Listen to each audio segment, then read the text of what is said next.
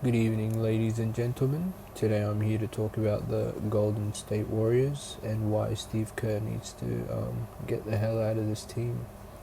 Today, as we saw, a game against the Jazz, the Warriors were able to, in the absence of Draymond the Donkey Green, who was ejected from the game, the team was able to get back on track and kind of pull away from the Jazz.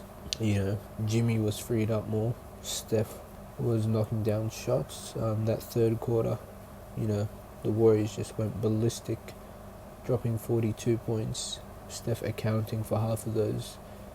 So this cope of Draymond, what he means to the team, this, that, and the third. It ain't working anymore. Get this off the team. Get him off the team. He's a liability. He's arrogant. He thinks he's bigger than the program. And all of this is because of Steve Kerr's doing and the Warriors organization as a whole. Time and time again, you've allowed for bad behavior to go unchecked. But when it's the others, the younger guys, or you're quick to call them out, attitude problems, not working hard enough, this, that, yada, yada, yada.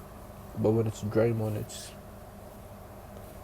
no one has anything to say. So unless we see some actual moves during this trade period, and miss me with that Kuminga nonsense. That's just a cop out. Kuminga hasn't been playing for weeks, and what's been happening? Nothing. We're barely above 500. So we got to actually do something about that, something meaningful, because it's just disrespectful to Steph Curry at this point. Laker, Dunleavy, all these have shown that they don't trust Steph.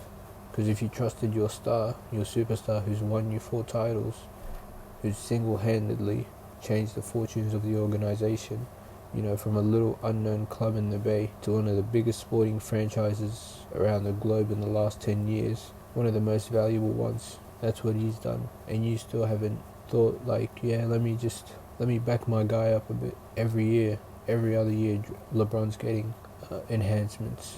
Luka, Davis, DeAndre Ayton, who's kind of a bum, Kawhi with PG. Everyone's making moves to put better pieces around their stars. And you got the greatest point guard of all time, who's head and shoulders above his teammates, head and shoulders, and you don't wanna help him out.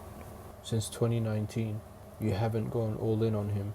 Every single year that Steph has been healthy, he's been either top 1 or top 3 or top 5. Lately he's kind of dipped off to more like top 10. You haven't backed him enough. You haven't shown your star that you trust him, and that's the issue. You got Jimmy Butler.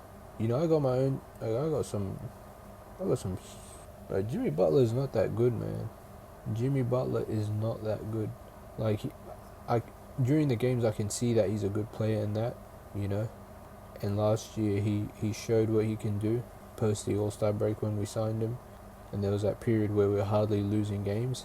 But even then, I still had doubts about him because he just couldn't score like you'd need of a secondary star to score. And that was all on show when the Warriors played the Timberwolves. Steph does his hamstring, bang, offense draws to a standstill. No one can make a bucket. Kuminga was the only one making buckets. Butler was getting found out. And don't get me wrong, he's a good player, but 54 million, 60 million a year. I don't care what you do for the 1%ers. I need you to score. I'm paying you that much money and I'm getting 18, 19 points a game. What are we doing, man? We were rewarding mediocrity.